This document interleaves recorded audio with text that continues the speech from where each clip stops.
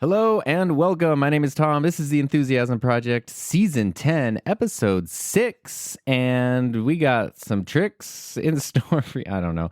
My wife Heather is here again today. Hello. Because we are going to talk about some fun things. This episode is one that the idea for it has been on my list since Season 8 at some point. So I don't know, this doesn't correlate with years, but 2 seasons ago, about this time, I had this idea and I wanted to discuss it, but I didn't know how to approach it. So it's just been sitting there.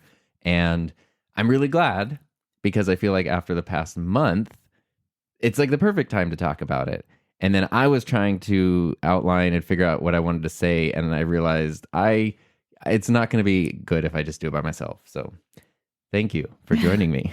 I appreciate it. It's not that it's not going to be good. It's not going to be as good. So we're going to be talking about a lot of things to do with creativity today.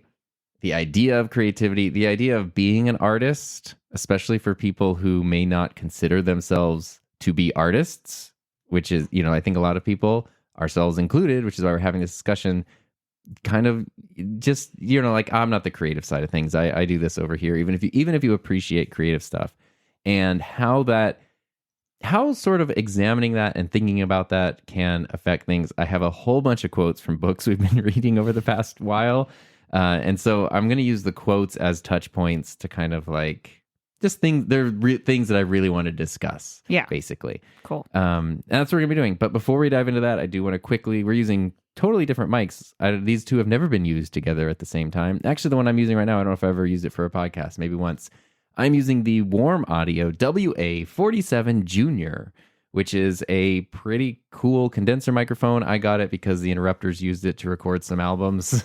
And I have a video coming out later this week that's random mic reviews, where actually both of these are in it, where I take mics that I haven't done full review videos on and just sort of smash them all into one video where the reviews are all together. So this is a Warm Audio WA47 Junior. It's originally based on the Neumann U47 capsule, which is like a $9,000 to $30,000, $40,000 microphone.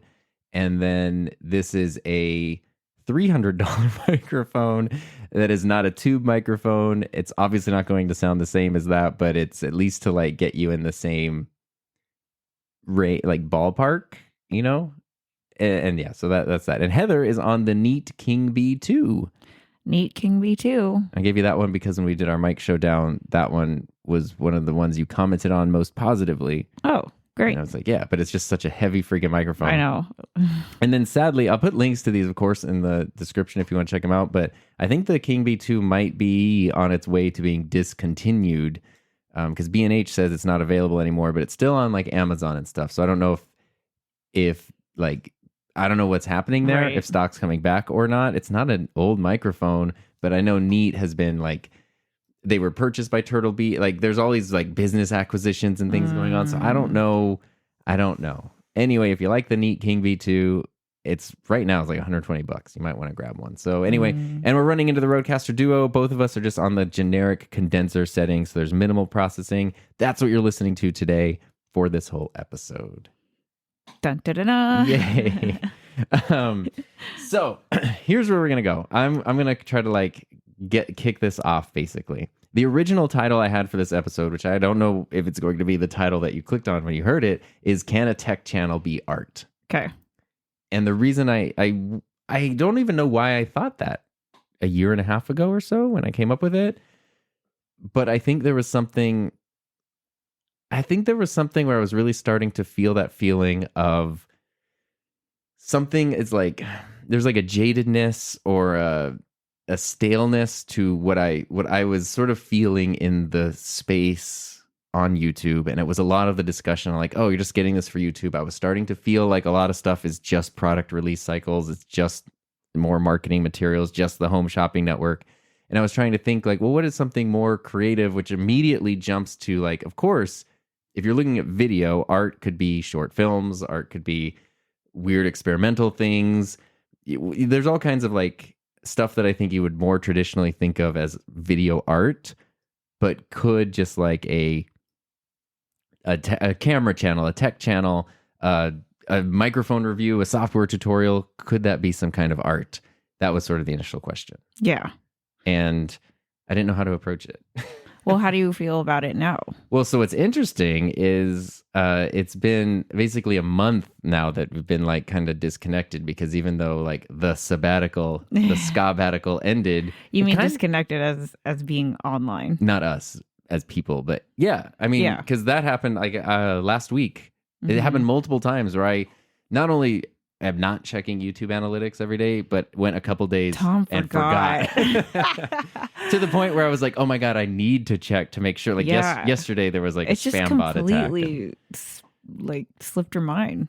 It is not at the, which is nuts because it was so much. And just, and so ubiquitous. Yes. I've been reading a lot, so I'm trying to up the vocab. Up the vocab. Well, speaking of reading, we started reading some books. I think some of these were even before, but then, when it's like, hey, you can't really go online, you can't do anything, diving into books was a good thing to do. And there's one book you found and one book I found, and they both ended up complementing each other. I mean, life-changing. I would definitely recommend.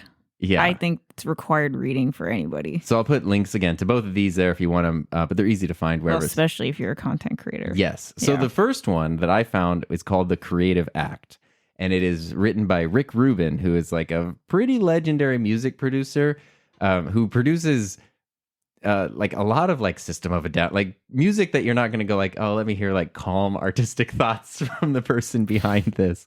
But he is amazing. And the audiobook is good, by the way. Oh, yeah, because you would listen to some of that, and it's him reading it. Mm-hmm. Yeah. I found out about it, ironically, through Instagram, because one of the Aquabats, Eagle Bones, their guitar player, he had posted a story with it, and he said, this book is giving me life. And I was like, okay, here's a person I admire for their creativity. Sure. This book is inspiring them. Let me check it out. Mm-hmm. And then I was like, wow, this is crazy. So it's so good. I was reading that. Good. And then you were reading a different book. Yes. Called Flow. It's called Flow. I'm not even going to try. I think his first name is Mihaly. And then his last name is really long with a lot of letters. A lot of consonants in a row situation. It starts with a C. So if you look this up. There's a link in the description. So it'll go right to it. But it's called Flow.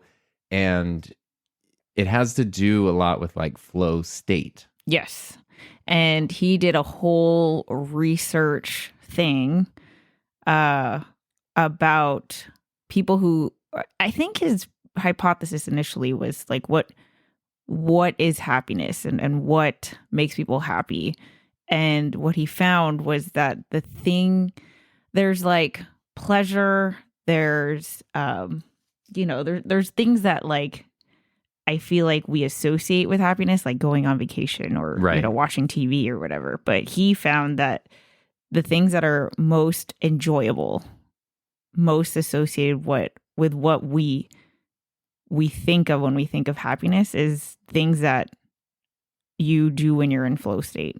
Mm-hmm. Like those activities are actually what generate happiness, which is weird because he talks about like the 8 things that are I guess the 8 criteria for what an activity would have in order for you to get into flow state. And it's like, I don't know, we know what that means. I think every person has been in flow state. It's where time just falls away. And... but then I've never really thought about it in terms of like, oh, why don't I do more of those things? Right. I mean, yeah, but, and sometimes... Or why do I feel this way about this thing and not anything else, and... Yeah, and... Like he was saying, and you brought up, sometimes it's not that you're looking for the most fun thing to do. Because sometimes the flow state stuff is really hard. No, it's a requirement that it is a challenge. Right. It has to be, if there is no sense of challenge. So that's the difference, right? Like if you hang out on the beach, there's no challenge there. Right. So it's great. It's pleasurable. Like it's a thing, right? But it's not going to be as memorable as if like you're into rock climbing.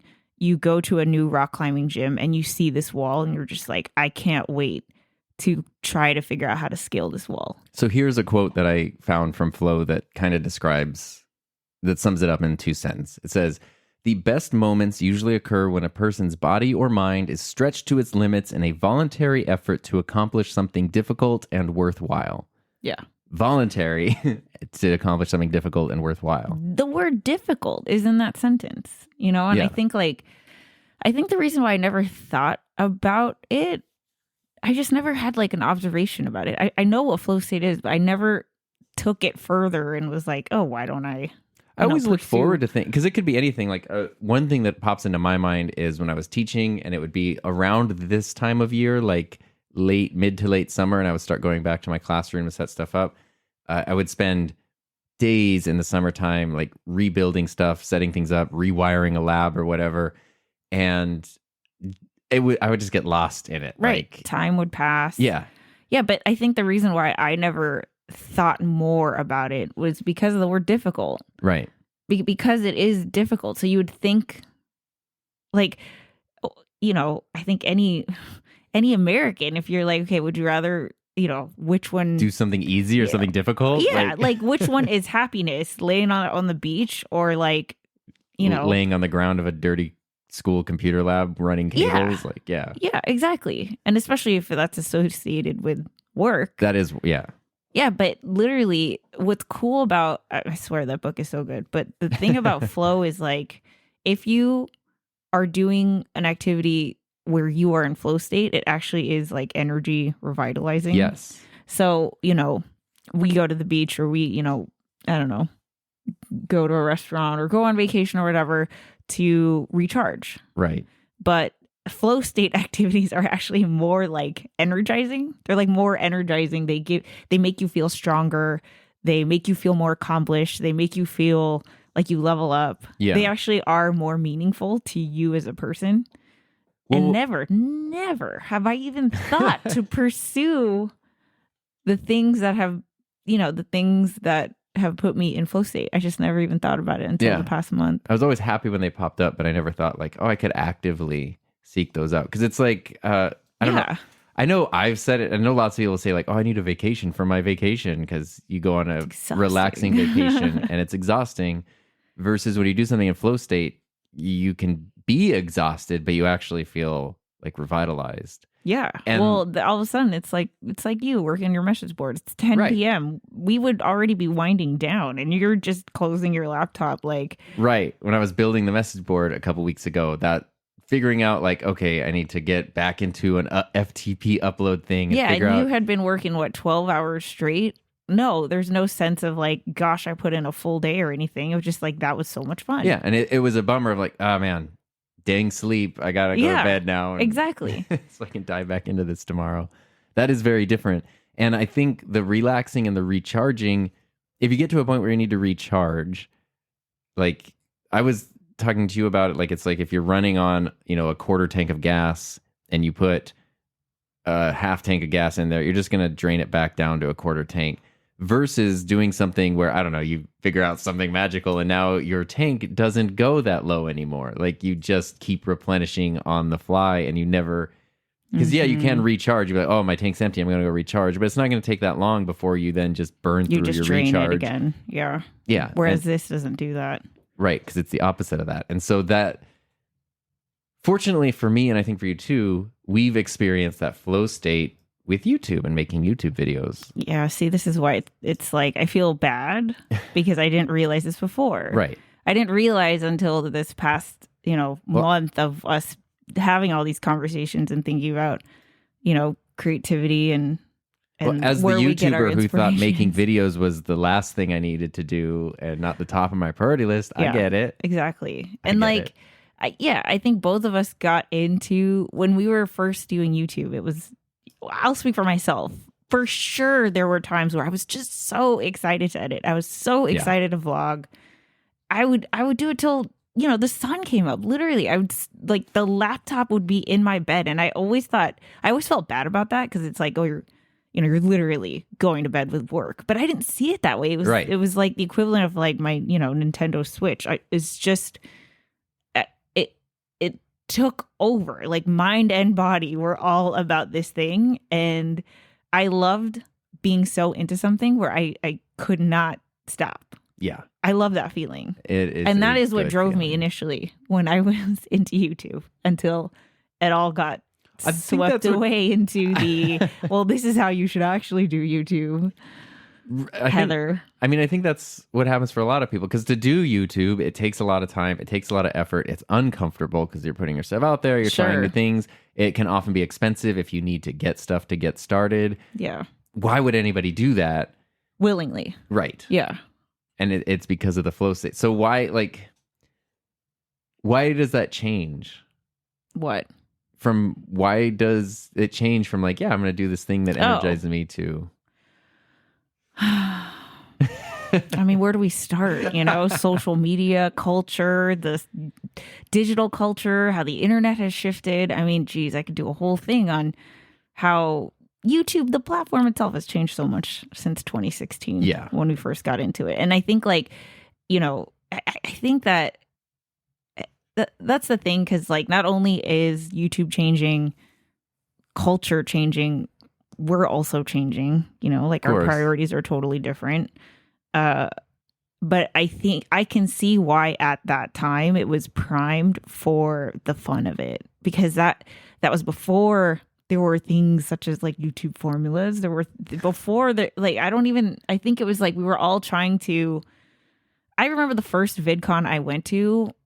Yes, of course, there were the here's kind of the best practices, but it was so much more about the energy, the enthusiasm, the excitement of it all, of look at all these other dorks and nerds that are just as that are also sleeping with their laptops and editing in the hallways and finding cool angles. You couldn't walk down the hall without someone recording, and not in a, I know that's everyone has their phone out now, but it's different. It was very, I don't know. I can't even explain That's how I felt going to it was my second Aquabats concert, but it was my first where they're headlining a venue kind of concert, and feeling, I was 16, feeling all the ways I felt 16 outside and not belonging, and then showing up to this place, and you're just literally surrounded, packed in shoulder to shoulder with people who get it, who are exactly the way you are. Yeah. It's a That's transformative so how experience. I felt. Oh yeah, I was well, because everyone looked at me in my life at the time that's cute, right? Your little YouTube just thing, understanding, yeah.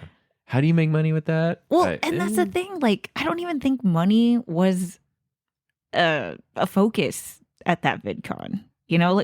Of course. Who doesn't want money? I get it, but I didn't. Casey was a talk at that thing. Not once did he mention money. You know, no one asked him about money. Nothing. It was just isn't this cool? Isn't the fact that we could do this just so fun and so cool? So it's not even you being in a state of flow, but it's surrounded by people who are either there was in a community or there, near the flow state. Yeah, which is pretty cool. And the thing that I keep asking myself is, when we look at I feel that is so different from how a lot of stuff feels for me now, at least as a viewer or a consumer of stuff, which is why it's oh yeah, I don't find myself watching as much stuff as I normally would. And I'm just, or connecting with it in the same way I normally would. And I don't know what has changed. And I feel not only is flow state good for you as a creative person or as somebody who's making it, you don't even have to consider yourself a creative person, but just you're in your flow state. Wouldn't you want to consume something that was created from a flow state? From someone who was in a state where time was irrelevant. Yes. Your chores, your worries, not all of that disappears because you're so in the zone. And the other thing about flow state is you have to have a skill set. Mm-hmm. Otherwise I don't know. You're just making a mess. Yeah, someone can go into a wine bar and be these are all red wine, but someone who's a sommelier can tell you so much more, right? Or I don't know, I can walk to a tennis court, and a lot of people would be very excited to see that tennis court, but I would be I don't know what the heck I'm doing. Yeah, I definitely feel this with golf. I just I don't get it. But what if it was someone who was just so was so into it. Like, Yeah. this is their domain. I mean, I think just on a simple level, it's like the same as like, I don't know, say you buy a chair, you could buy, if you had the option, price was no thing, and you could choose between a chair that was made by someone who crafted it from scratch and a chair that was manufactured in like some essentially slave factory where workers are being taken advantage of, and it's the same chair. Who's not going to want to choose the one that was lovingly made by someone who, while they were making it, that was the thing they wanted to be doing most, right? Like, just if you had the option to do that.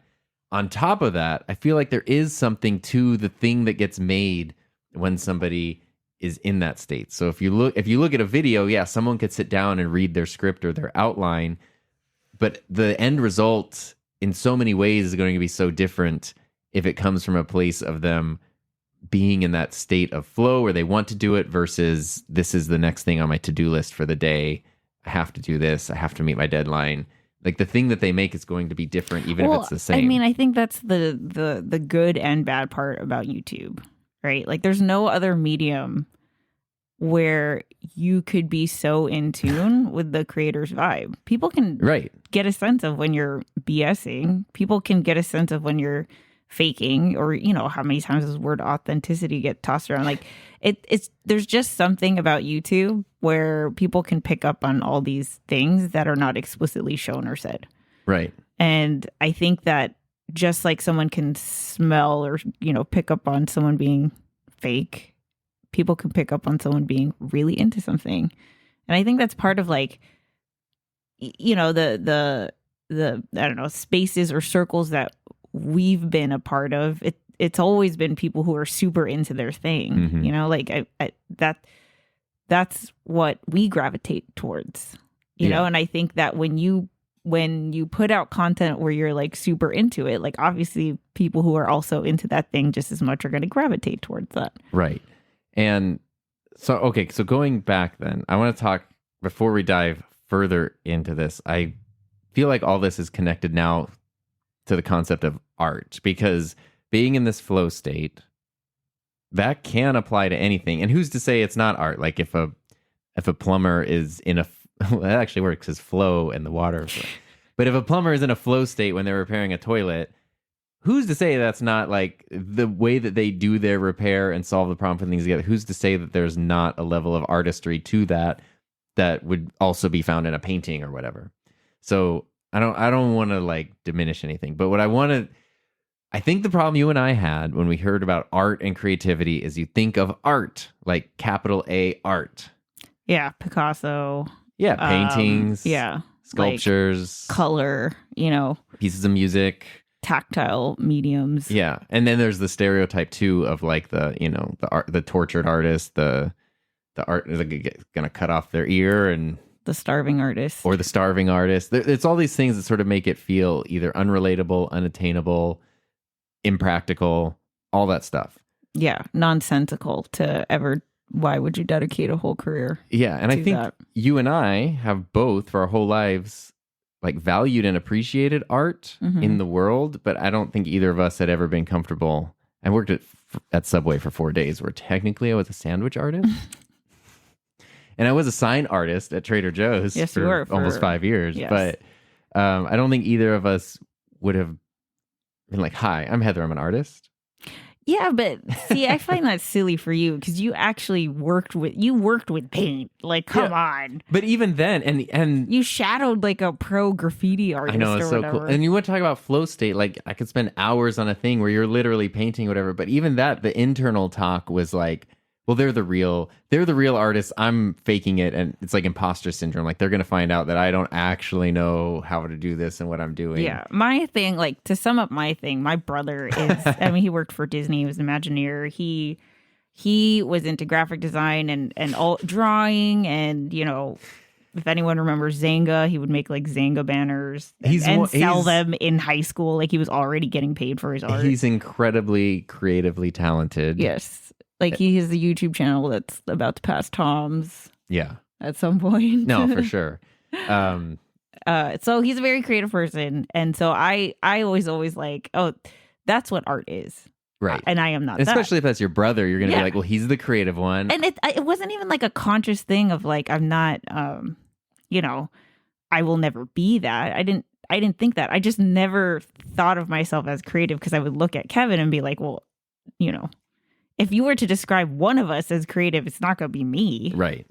And that's it. And so I just went on with my life. But that was like a belief that was framing stuff. And I think in the past month or so, well, I would say a couple months, but especially like you and I started looking at the stuff a while ago, a couple months ago. Yeah. And then in the past month, it got ramped up because we were able to kind of like we stepped away from the rat race that is YouTube and being online, which like I can see why. I don't know. It's hard. It's hard with all the voices, right? Like we talked about this in the last episode of being able to listen to what you want. And wait, what were you saying? I forgot. Well, just we never considered gave ourselves permission to even think about that. But the stuff that we do, like, well, the wonderful thing about that flow book is that being in flow state does not equal art. Like it doesn't mean that it's an artistic endeavor. Like you could do it with like jump rope, right? And so here's the leap that I never made. I believed that creative people make art. So if you're an artist, you're creative. Therefore, because I do not make art, I am not creative. Okay, so here's what I know. That's a pretty big breakthrough. Here's what I know now. Okay, because that's totally wrong. That's just, let me tell you what is a incorrect fact. Like that is just wrong. Okay, so if you believe that is wrong, creativity is a natural human thing, regardless of anything. Just like we have instinct, just like, you know, what a big thing that differentiates us from other animals is that we can plan, right? Like the dog doesn't know what we're going to do next week. We can think about the past. We can think about the future. Right. And, you know, just like animals, we have survival instincts, but we have consciousness. Like we can stand by the edge of a cliff and be like, okay, we are going to be fine because there's a guardrail, even though all our alerts are going off and saying that danger. Right, because you're at the edge of a cliff and that's terrifying. Right. And so just like we can override that with consciousness, we all have the ability to be creative. And I think that is a unique human thing that I've never thought about because I always associated creativity with art. No, traditional like an engineer art, is creative. This is super like science, the other side of the spectrum, right? Yeah, well, looking at like even YouTube. So, you know, we both have YouTube channels and they're not what I would normally think of when I think of an artsy YouTube channel.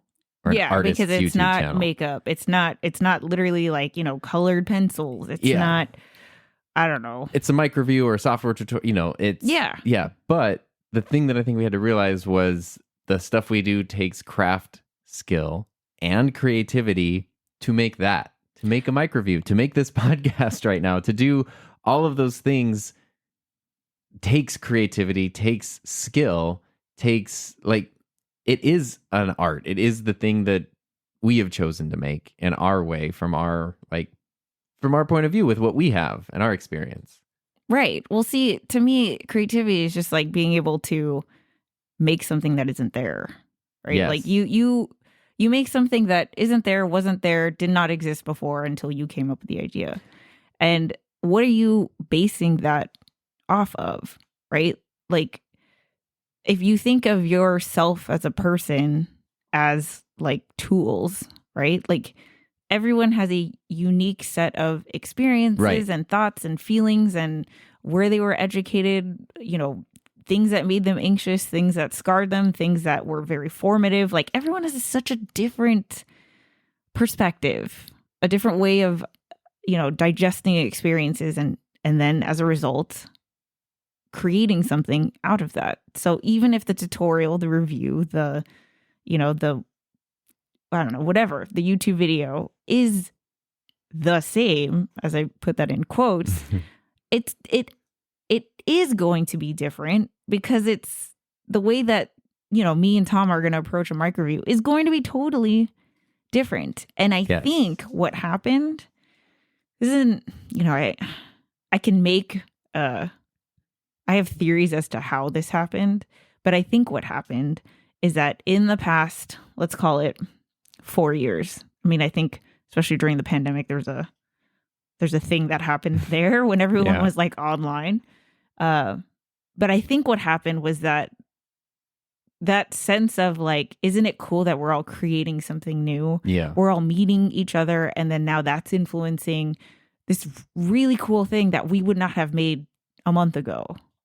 And like being able to look at your own stuff and be like, wow, I can't believe I made this. Like, how cool is this? I met this person. Now we're doing this. Like now we're live streaming. Now we're doing this. Like that sense of wonder was totally extinguished by side hustle, by, success, by, well, we all work from home. Don't we want to make this the full-time thing? And there's nothing wrong with that.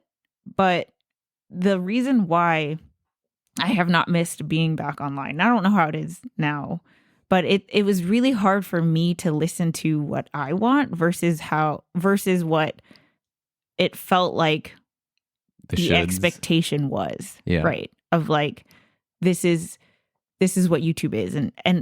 And now that we have, both me and you have the skill set and the mastery with YouTube videos, because like, I mean, I think everyone can agree, if you're listening to this, there's no way that Tom can make a bad video. Like there's just no way. It's just like the cook is going to make a good omelet no matter what, right? So you have this level of skill set, but now it's like what and how do you express these things that you're interested in? That is the creativity and the art of it. And being able to appreciate that, So there's a quote from Creative Act that says there's an abundant reservoir of high quality information in our subconscious, and finding ways to access it can spark new material to draw from. And to me, that's what you were saying, because the reason that I like these books so much is they really like articulated thoughts and feelings we were having that we didn't have like the words for. We didn't know how to describe. It's just, we just felt like something was off. And so like what that says, it emphasized that everybody has a different thing. So the thing, when you need to make a video, the stuff that you're drawing from is different than somebody else, even though the video might be on a similar topic, which we've said before many times. Like, yeah, but here's the thing. If you're going to make the same video, yours is going to be different because no one's made it. We know that inherently. I know. But if YouTube is telling you that your average view duration or your click-through rate or whatever is dropping at 10 seconds, then, you see Mr. Beast doing a huge, like, font thing here. And, like, all of a sudden, before you know it, there is, for some reason, a way to do a YouTube video. Right. But there isn't a way to do a YouTube video. Like, who's to say there is a way? But then we override the fun, the flow, that, because it's like, well, that doesn't seem practical. I'm doing it this way, but somebody says I should only make videos under this amount of time. Or more importantly, YouTube says. Or YouTube says your video is 10 out of 10. Right. 10 out of 10, 9 out of 10, 10 out of 10. Okay, so how do you not feel like you're doing something wrong? Yeah. Which I don't know if we talked about this, but they did give the option to collapse that, which I was pretty impressed. We did not. We didn't talk about it. Yeah, I was pretty impressed. They posted a video where somebody said, "We understand that this is like stressing people out, crazy." Yes. And so now there's an option on mobile and desktop. You can click a little thing, and it collapses the ranking system, and it won't open again until you open it, which is pretty cool. So then your video is just there. I think that there is. It's a move in the right direction. It is a move in the right direction. I also do feel like it's, see, this is the thing with YouTube is like, it's an amazing platform. Yeah. And it is our tools, right? It is our paintbrush and our canvas, and it's our artist tools, but it's also a distribution platform that is making money off our art. Oh yeah. I mean, making a lot of money. Yes. And so like, I think it's hard to remember that like our motivations are different. Yeah, we're not coming at it from the same place, even though we're on the same thing. And the same thing goes with other people on the platform, because that's why I think one thing you and I have learned, we used to be so, we like talking about YouTube. Like, we like talking to people who do YouTube. We like talking about it. Yeah, we care about it very much. Yeah, but I mean, you used to actively wear a hat of like YouTube coach. And I never wore that, but I was always happy to like, I'll jump on your thing and share whatever. And I think both of us have pulled away from that. because I will never, ever, ever do that again. I actually feel really guilty that I did that for so long. Well, why though? Because you weren't doing anything wrong. You weren't giving bad information. You weren't hurting anybody. Yeah. I mean, if anything, yours was a needed voice in a sea of very loud other voices, I'll say. Well, I think what we always tried to do was focus on what the person's unique story was. Yeah. And that always came on top of the best practices to get more views. You know, and I had to juggle with that. I had to juggle with like, okay, I know there is a way to like keep attention, but would you do that in sacrifice of the message or the thing that you're, you know, what is the purpose of this video? Yeah. I have found that since making videos again and editing them, it's been a thing of like, okay, I've never been like a retention editor, like the Mr. Beast style thing, because I really hate that kind of editing personally. So I've never been that. But I am aware that like, well, a person's watching this and I don't want them to get bored. So I'm editing for the audience, which is a good thing to do. That's a good thing, yeah. But there's where is the line? And so as I've been editing videos again, I really think like, okay, I need to put this cut here. I need to wait.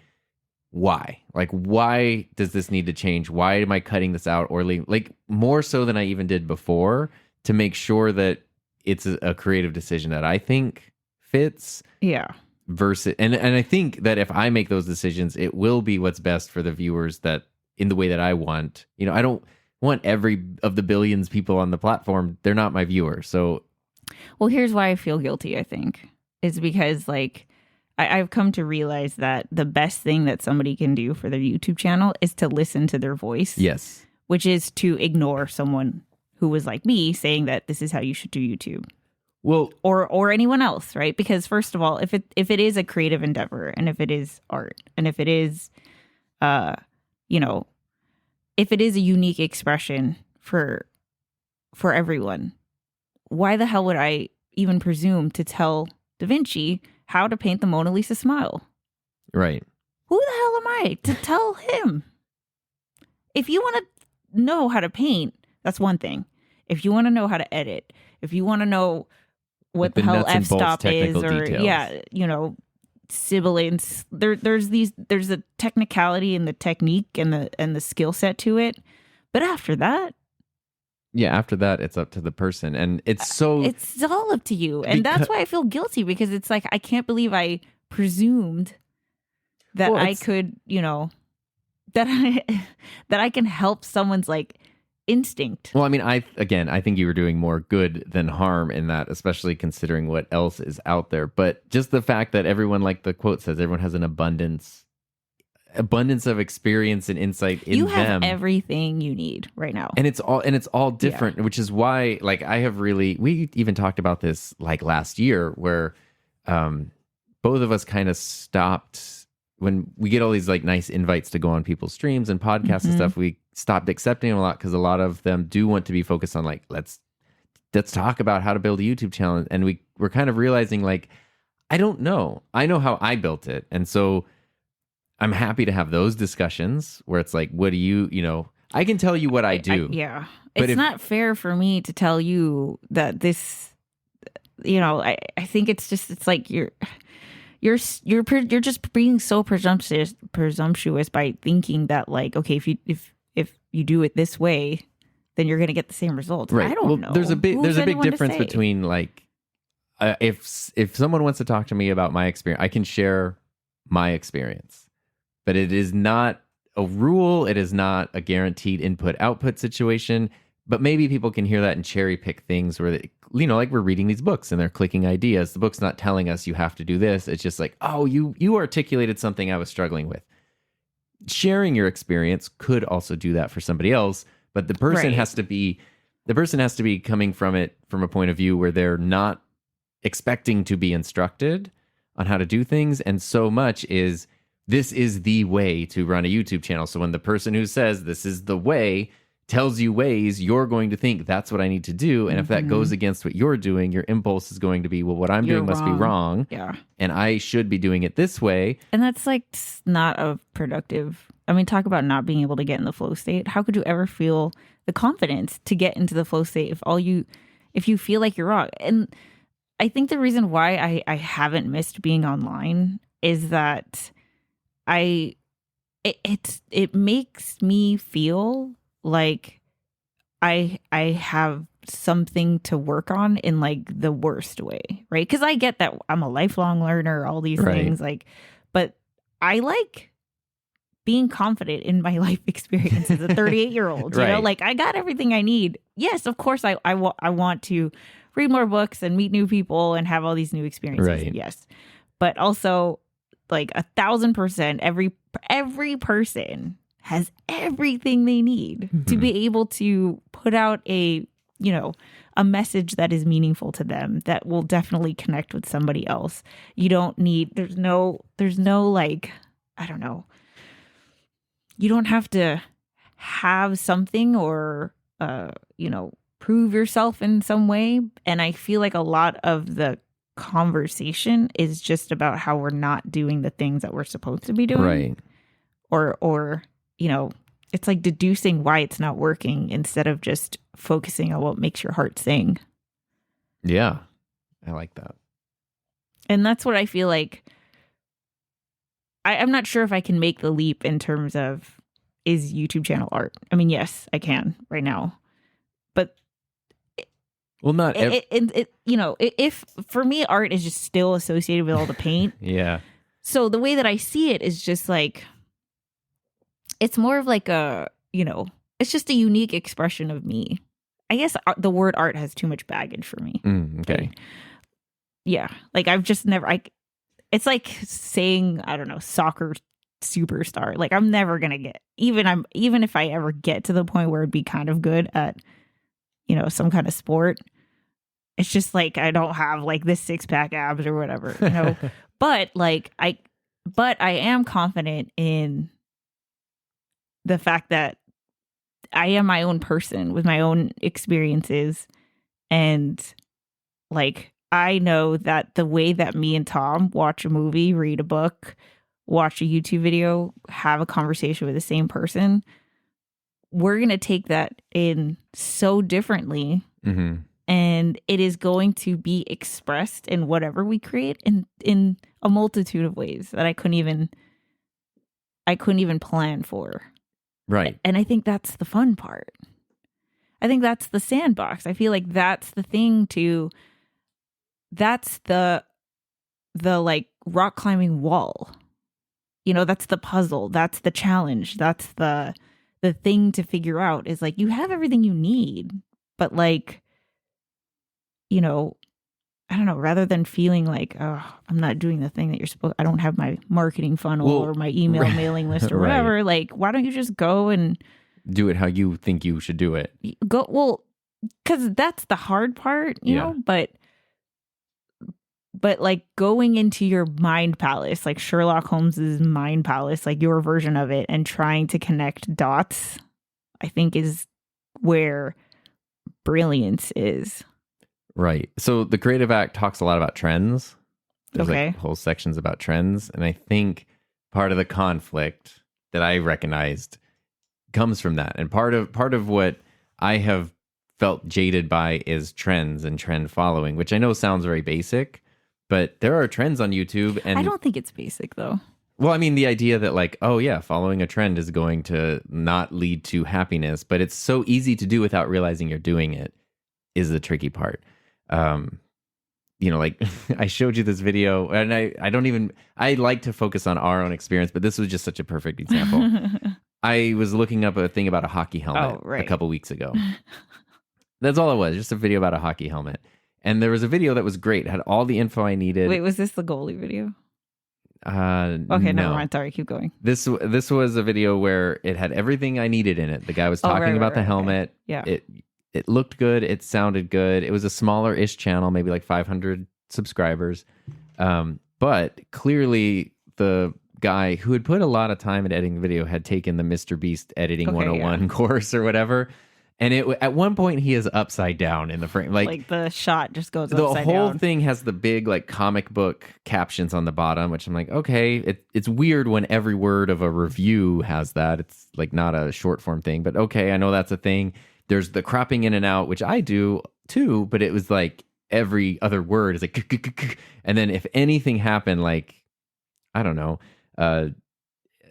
something, a light slightly moved in the background, or his hand made a weird gesture, it's like the crazy zoom in on this weird thing happening here, cropping over here, go here. At one point he's literally upside down, there's like crazy sound effects, and I was just like, it's so distracting. It made me feel bad, because I'm like, clearly this is not something a person is going to make in a vacuum on their own. Yeah, like this is not how any human no one would have done that. Yeah, maybe, I mean, sadly, maybe in years from now, when people have only been raised on videos that are edited like that, maybe it is That's the way what that they think people a video is, edit. But right now, this guy was around our age, it looked like. So clearly had lived in a world where mostly that's not the case. And the only thing I can feel like is, yeah, you want to make your YouTube channel. You're clearly working hard on it, and it's growing. And so now you're doing the things that you think you need to do.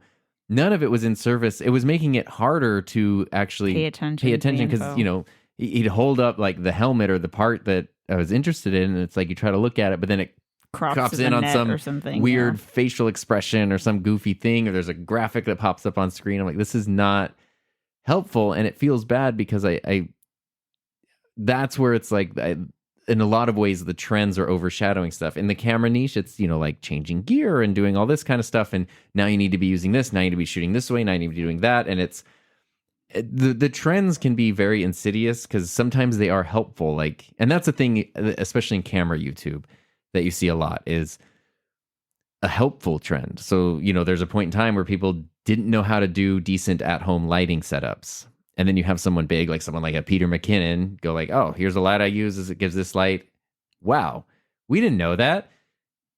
Then you see like everybody has that same lighting setup, but that's not a bad thing. That's like, wow, we all kind of learned how to do an affordable at-home decent lighting setup. So there can be times when it's a good thing, but then there's times when it pulls you off of what you would normally be making, and then you feel like you should be making stuff. And you have a couple of quotes about trends from the Creative Act that I thought were really like apropos to anything. For us, it's YouTube, but whatever somebody works in, whatever their medium is or their field, I think it works. One of them says, it's helpful to view currents in the culture without feeling obligated to follow the directions of their flow. Instead, notice them in the same connected, detached way you might notice a warm wind. Let yourself move within it, yet not be of it. Yeah. So you're aware of it. You're like, okay, this is the thing that's happening, but it's not steering your ship at all. Yeah. It's just, and I like the idea of connected, because you're paying attention to what's happening, but detached, like it's not going to rattle what I'm doing. That's where I'd love to get to eventually. Connected detachment, indifference. Yeah. Where I can go online and not feel like, you know, that I'm being influenced in a way. I want to be indifferent. I want to be able to know what's happening, but then not feel like this is what I have to do now. Well, I think that when you're able to be in that space, that's also when you can then be inspired, which is very different than being influenced. I mean, I don't know, that might be getting in the weeds, but especially with the baggage that the word influence has now, if you're like, we watched Murders in the Building, Only Murders in the Building. Yeah. Fantastic show, by the way, on Hulu. Go Can't check believe it out. I've never heard. I know, this. Weird. Bizarre. Yeah. Great show. Steve Martin Short. It's amazing. It's so good. But we were watching that, and it's like, you know, I cannot tell you how many YouTube video ideas I got, or like how many things inspired me from that. But show. You turned it on originally kind of from a place of indifference. Like, this looks interesting, I'm just going to watch something. And it was interesting, and you weren't feeling like, obviously, because it's so different. It's not a YouTube video. It's not what you do at all. So you're not thinking of like, oh, how are they doing what I do? I don't have that, like, you know, I think if a sommelier were to drink wine, you can't turn off that part of your brain. But if you're gonna, I don't know, eat a burger, like, right, yeah, it's a totally different.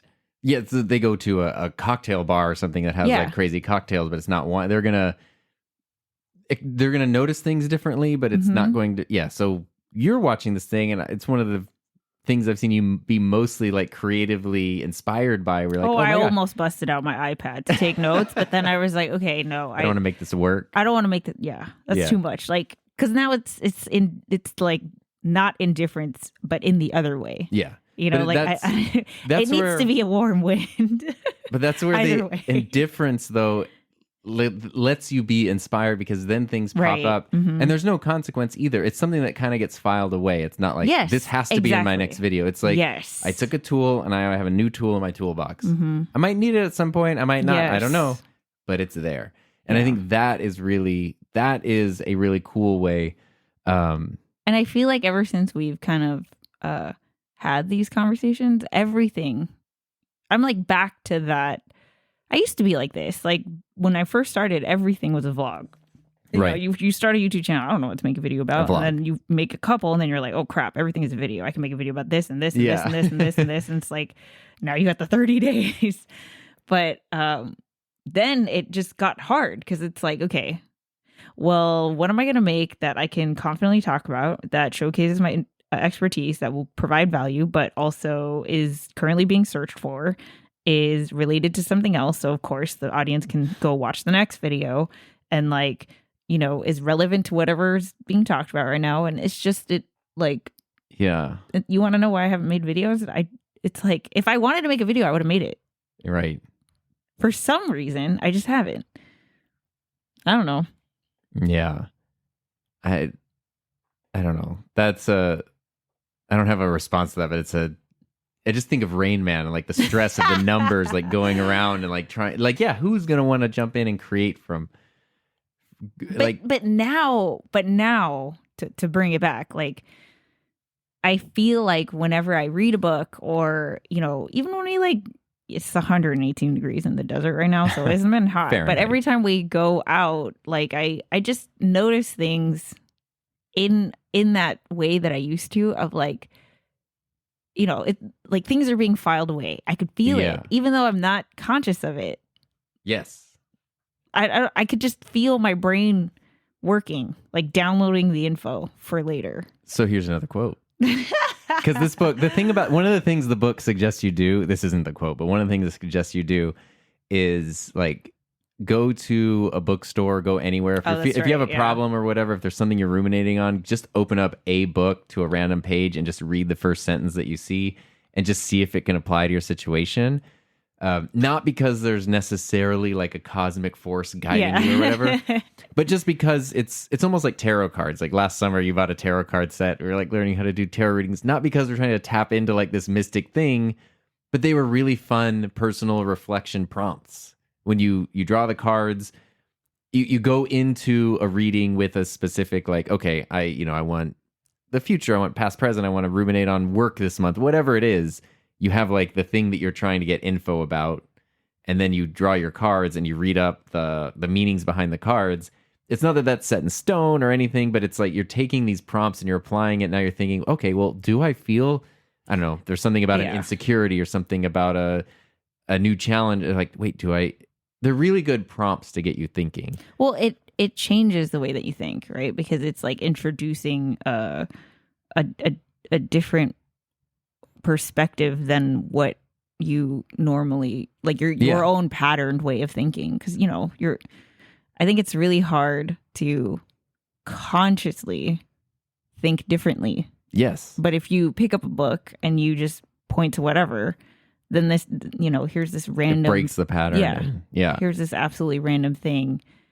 Obviously, like if we did that, read the same line, we would apply it totally differently. yeah, whatever we would say after reading that line would be totally different. True. Yeah. And the thing about the creative act too is like the chapters are really short. So you're like, oh, I blast through this book, but Oh my gosh, no. Like literally I was listening to the audiobook when I was driving to visit my parents, and I had to switch to the voice memo app so that I can like every paragraph I had to switch to the voice memo app and try to like, I'm highlighting like every other line. yes, basically. I could, obviously I was driving so I couldn't like highlight, but I was like this and like, you know, there's a lot to think. The little lines are a lot to think about. And the one that I have here says, because it goes to like that idea of filing things away, and it says the The objective is to not to learn to mimic greatness, because of course we all start out trying, we're inspired by people, we're motivated by people. Everybody in our YouTube generation made their Casey videos.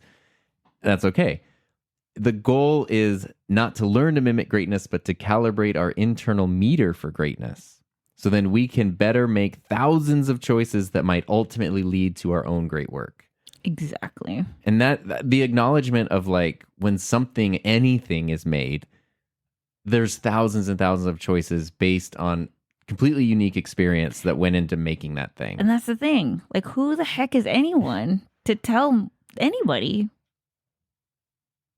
how a YouTube video should be done? Yeah. If somebody says, hey, give me feedback on this, or I want to know this for this reason, that's very different. But when it's just I'm setting forth the rules that this is what needs to be done, and it can be dangerous if that person has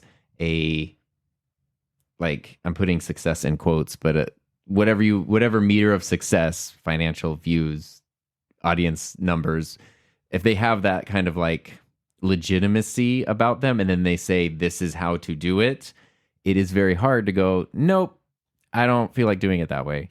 Well, yeah, it's hard to not feel like that's the way that you should be doing it. But see, here's the thing, you completely ignore the infinite amount of decisions that are still possible to you, because that person is explaining to you one way of having done it, and yes, they saw success, but and that's also their own experience. Of other options. Yes, and I'm looking through the notes that I had, because I don't know where this fits in, but I feel like it fits in here when there's something where people feel like they should be doing something in their own way.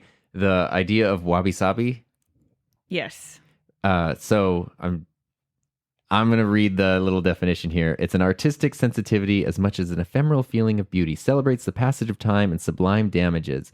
An art form that originated in Japan, and basically it's centered on the acceptance of transience and imperfection. So I don't know, you make a bowl or something and it's a little lopsided, instead of going, this bowl sucks because it's not perfectly symmetrical. Now that bowl is awesome because it's lopsided. I didn't have the quote, but there is a thing I highlight in the creative act that even goes sometimes you work on something and you get to a point where you're like, okay, I'm going to iron out these imperfections. You get rid of the imperfections, and now the perfect version is actually, you don't like it as much, it's worse, and you realize that the imperfect version was the perfect version. And so much of what the world will try to do is iron out imperfections and get rid of that. But once you embrace well, yeah, because so I'm reading a writing book by Stephen King. Right. And right. There was one thing that he said, practice never makes perfect. And why would it? What would be the fun in that? Right. And here's a guy who's, he wrote this book 20 years ago, I think. Yeah, so he's had 20, then. yeah, he's written a lot. But I liked hearing from someone who is, some people can consider him, whether you like his writing or not, a prolific writer, right. Someone who's at the finish line of writing, right? The YouTube gold button equivalent of being a writer. But even he doesn't strive for perfect. That would be boring. Yeah. And that's the thing is what is perfect? There is a difference between making a video and then editing it for clarity. Right. And obviously, we have a purpose to the thing that's the message that we're trying to get out there. And we want the audience to be able to have that takeaway. And it does take edits. There are ways. Yeah, you don't want to just waste time. Yeah, there are ways to make a message more clear. I mean, you know this. You were an English teacher. That is different from I don't know, perspectives, topics, voice, story. All that is it's. I think what it comes down to for me is that I don't know, the space or whatever, maybe it's just all in my head, but I feel like what I have done I've completely diminished my capacity, my own voice in service of this is how you make a YouTube video, so just do that. I think lots of people do that to one degree or another. You know, and it's sad. It's sad because it's awful. It's sad because like isn't the more fun part to be able to see what you're capable of? Yeah. Like, isn't that fun? You know, it like is. And bringing it back to the first book, Flow State, like I think that sense of challenge, the only way that a challenge is fun is if you feel like there's a possibility that you can complete it. Yeah, true. Yeah. If it's impossible, then why bother? Well, we were playing Zelda the other night, remember? And we were playing Tears of the Kingdom, and I was in the depths, and there was a challenge thing or whatever. It was like a Coliseum, and there's 5 Lionels, which is one of like the most aggressive, difficult enemies. Yes. I have a hard time defeating one of them. There's 5 of them in a row. Tom was like, I'm out. No, well, of course, Heather's like, you got this. You can do it. You can do it. And you know, we're far along. We're essentially in the end game, so it's like we're leveled up. You have all the gear and stuff. And I was like, okay, I'll try to do it. I got like halfway through one, and I was like, I'm out. Like, because it wasn't even like, oh, I can't do this. It was it's just like, not fun anymore. Yeah, I'm not enjoying this at all. Like, I don't want to be doing this. Why am I doing this? Right. Exactly. Yeah. And I feel like that's what it kind of came down to. It's like, I just started to feel like, you know, not that it was impossible, but it's like there have been times, I've told you this story many times, where like I've gotten excited to vlog. I got invited to, I think I've told this story on the podcast. I tell it like once every 6 months. I'm just a repeater of stories. Okay, I have like whatever. 3 stories and I just say them over and over again. Back in the day, I would say like 2016, I got invited to do like a Sony study or a Canon study. I can't remember who it was, a camera thing. And this was like, you know, before vlogging cameras were a thing. We were still at that time, I think, still using photo cameras that had video. Right. So, you know, they invited a bunch of people who have YouTube channels or make videos, and all they wanted to do was observe our process. So they said, you could make a video about whatever. You have the entire premises. You have 10 minutes for shooting and then 10 minutes for editing, and we want to observe the whole thing. And they would just ask us questions throughout. I cannot tell you how effing excited I was, and not even like for the challenge, but knowing that I was going to make the best video. And that is rare, you know, like I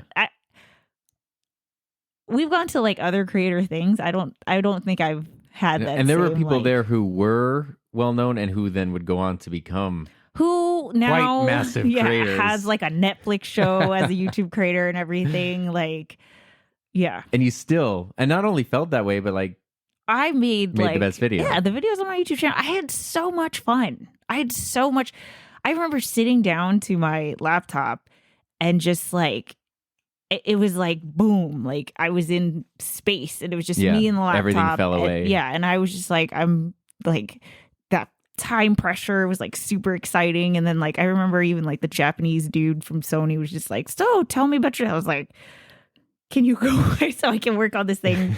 But yeah, like, you know, that sense of like this is possible and like I can't wait to see what I come up with has been gone from YouTube for a long time, and like, you know, obviously at the end of the day I let that happen, you know. I mean, yeah, sure, but I also feel like I didn't feel that way before, you know. So I don't know, I mean, it's so many things. I think it's like, you know, what happens when YouTube becomes your full-time job. Obviously you want to get paid. Obviously. Yeah, there's something connected to it. Yeah, like there is survival. There is a performance factor that is very real and connected to it. I think that's why it's hard for me to say the word art still, because I still associate art with like a luxury, frivolous. That's just years of capitalistic training. But it's like, if you want to make the thing that's going to stand out, wouldn't you focus on art? Like, wouldn't you focus on the thing that only you are capable of creating? Who would? Like, of course. You want to talk about what the secret is? The secret to YouTube? the YouTube formula, you might say? No, the YouTube secret. Like, you should, like, make the video that only you can in the way that you can. Right, which is, believe it or not, there's an appropriate quote from the Creative Acts about this. But I mean, like, really, it says, keeping in mind this was written by, a very well-known music producer. Yeah. So, But a totally different field. But I mean, it's interesting to see how stuff is so applicable across different fields, generations, industries.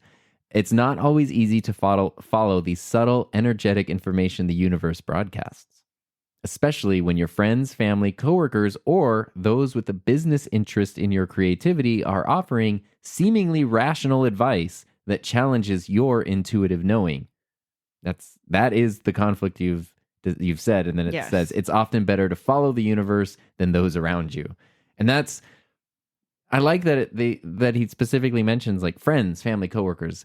I know people with a vested interest in your creativity. If you're working with the brand, and of course they're going to want to not only show their thing in the best light, but they're going to want it to be in the video that does the best performance and all this kind of stuff. So you can kind of see their... Well, I remember the first thing that my brother told me when I showed him my first vlog. Your brother who has a massive YouTube channel now? Yeah. Well, back then. Yeah. No, I'm just pointing that out. He said, "Oh, you need to take this down because no one's going to want to hire you." Because I in that first vlog, I was like, I'm going to start this YouTube channel. I'm going to start a business. I have no idea where it's going to go, but like, I'm excited to see what happens. Yeah. That was basically the vlog. And he was like, you can't put this out because no one's going to want to hire you. And that was out of care. Yeah. But wow, what terrible advice would it have been? I know. Now as much as I love your brother, but now he's a full-time YouTuber. But, but I mean, even I don't think it's optimistic to be like, you should listen to your instinct. And I feel like that's the thing. That's the key. I feel like it is like, oh, like best practices is proven. Your instinct is just a feeling. So I feel like it's right. Why would you go for qualitative credit over quantitative? Yeah. Yeah. And I've never like nothing in my life has ever told me to flip that. Yeah, for most people, of course. Why? It's because it's not. I mean, if anything, it's you're told not to. You're told not to. You got to do it the way that it's been done, of course. Yeah, and there's so much that's wrong with that. But it's. I just like the idea that it is best to listen to you, and it's hard to build that inner voice up when there are people who are doing what you want to do and they seem to be more successful or further along, or people who want to offer you advice that seem to have your best interest at heart and genuinely maybe do they're like not trying to manipulate you in a way they're trying to look out for you and help you because they care about you. But you really have to, I don't know, it's almost like, okay, this is a sort of a bad example, but a couple months ago, I built this shade structure in our front yard thing. It's like I don't know what you would call it, but our house has like, the front door is like set back and there's like two parts of the house. There's a walkway. With like the garage on one side and windows and stuff on the other side. So it's like a little thing that you walk into to get to the front. And it just faces the afternoon sun and the desert and the heat, and it just gets blasted by stuff for years. Yeah, like you can't touch the front doorknob unless you want to be like Home Alone. Yeah, we've had people come out and give quotes for like installing like slats, like a slatted shade structure thing up there, and it's like, oh my, it's insane. 5 figures. It's ridiculous. And I was like, you know what? I think for about $500 at Lowe's, I could probably get some wood and some paint. Wherever you could do it. Well, you believed in me, but I will say I think I had a hard time explaining what I was thinking. I knew what I wanted, and I was even like trying to like look at other houses. I was like, they're kind of like that, or sort of how this is, and it would be connected this way. And I was having a hard time explaining it. I remember telling like, I don't know, a couple other people, telling my parents, and everyone being like, okay. But nobody like, yeah. And I really felt like I'm just going to spend a couple $100 to just ruin the front of our house, essentially. Maybe I shouldn't do that. And I was like, no. I'm just going to go for it and figure it out. Yeah. And it came out great. Yeah. And then once it was done, everybody was like, oh. Yeah, like, can't believe you didn't do this before. That's what it is. Because I had the idea inside and I couldn't explain it in a way that helped other people understand what I was even talking about. And the only way to do that was to do it. And then the thing itself, because it's made out of wood, it's not made out of like vinyl or whatever, and wood is imperfect. If you look at it, even though everything is measured and spaced evenly, it's got some wabi-sabi to it. Yeah. And of course, my impulse is like, oh my God, I need to replace that beam. No. And it's like, no, this is great. It's how it is. And that's what makes it great is that it's not the thing, even though other people have versions of this, nobody has this one because it's all the thousands of decisions and bits of experience in my life that went into even figuring out how to put the brackets and the screws to attach the thing to the eaves on the house. Like, yeah, you had no blueprint. It's just figure it out as best I can and go for it. And it was like a very concrete experience of like, I have an idea. I cannot explain it properly. People are trying to be supportive, but even I can't help them see what I'm seeing in this. And that's what it was. So, can you pause? I can. We'll be back after this.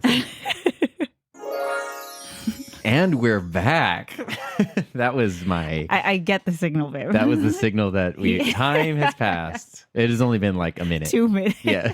Heather just had to go get a quote because she got inspired I got a quote, to get a quote. So.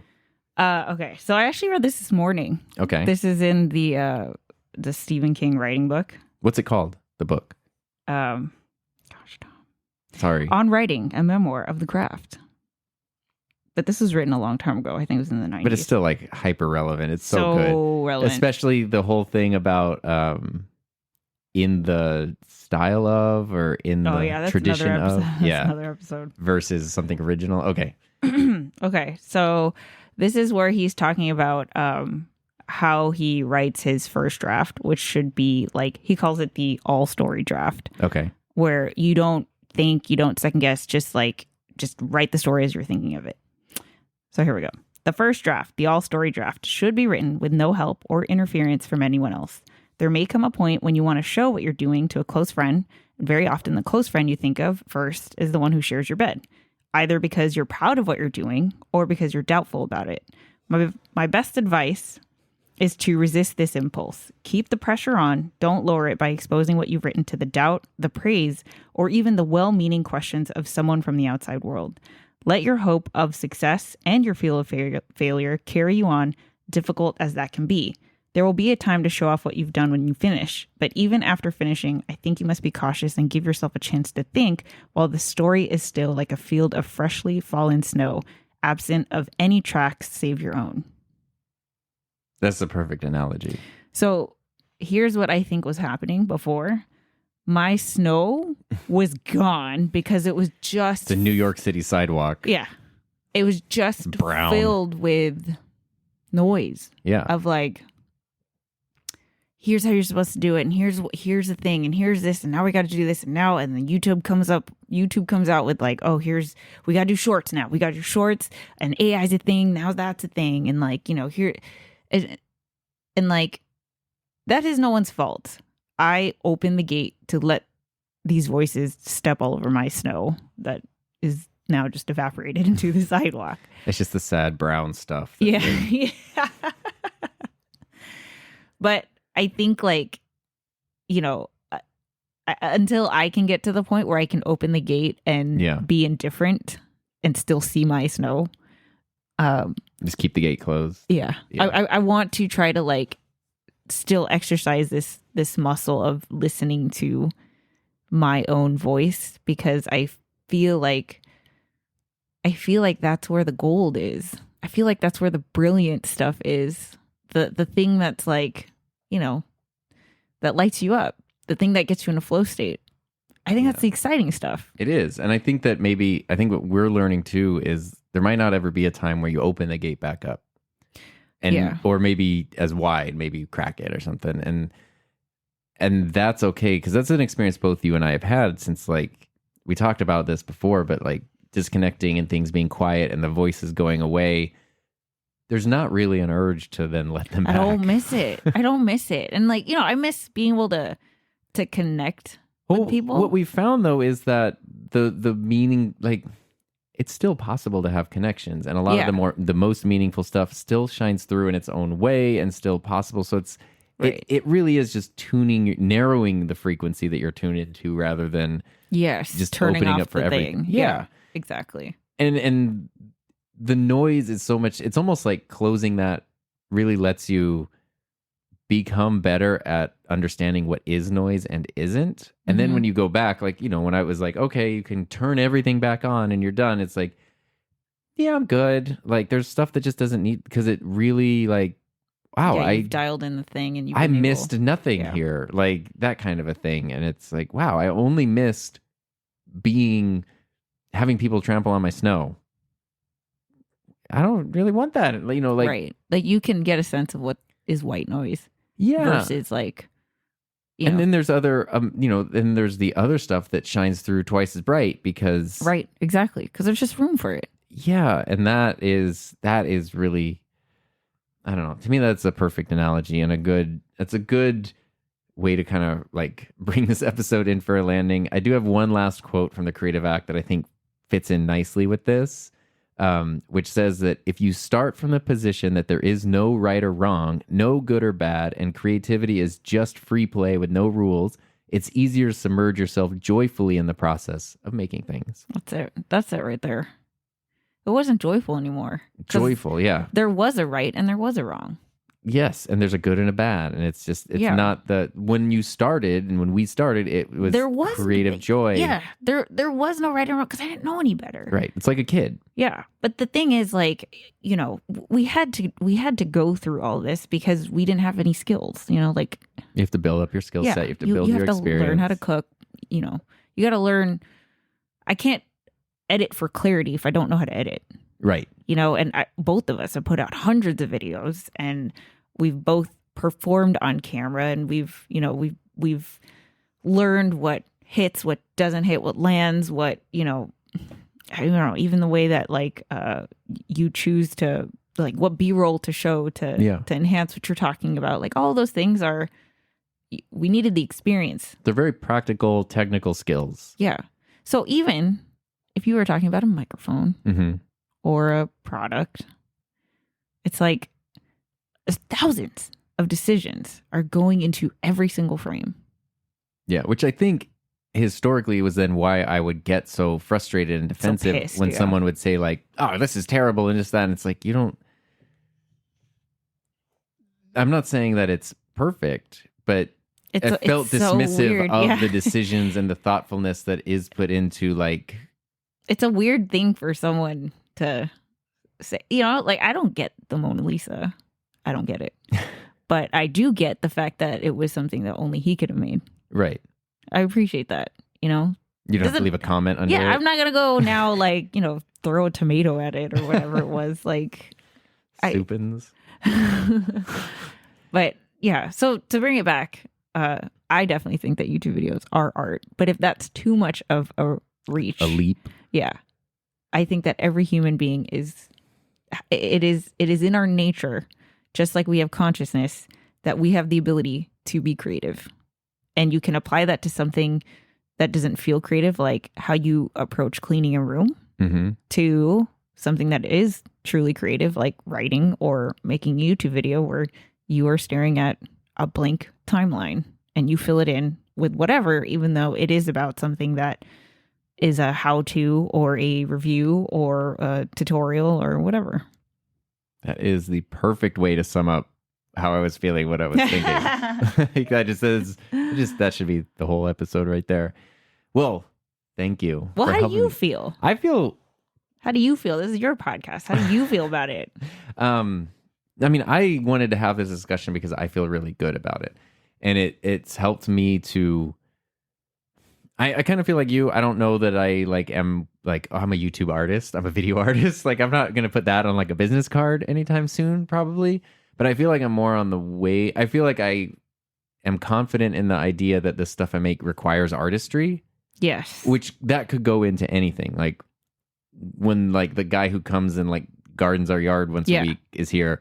There's an artistry to like the way that he does stuff and the way that he literally your landscaping. It is very much like a visual. There's an artistry to that.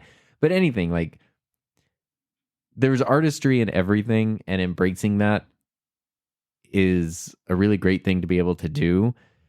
And a way that I am happy to be able to do that is to give my own voice, like protect my snow, right? Like give my own voice the time and the ability to shine through, because then all those things pop up, and that's the stuff that I really want to share. I don't want to just be a mirror and share back what all the other voices. I know. And it's hard because sometimes, like, you know, you don't know what your snow is saying.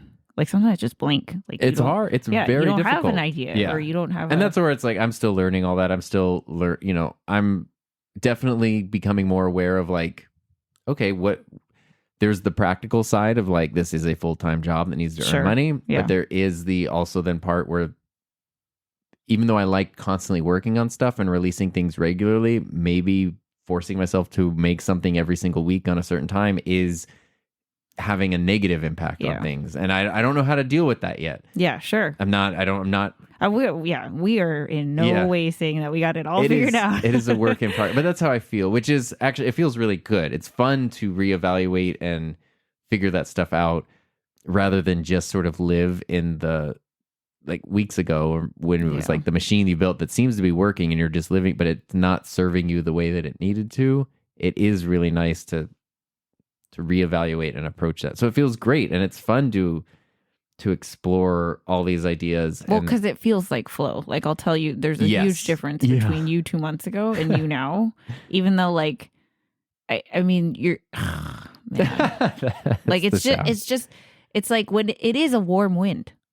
Everything is a warm wind brushing through, and you take whatever, but it's not like I need to, I should, but like I shouldn't, I should, and like everything is like so like it's hard and stressful. It's a very difficult, stressful. Yeah, and it's nice to learn that it doesn't have to necessarily be like that, but still navigate and figure that out. So I don't have the solution. I don't have the formula.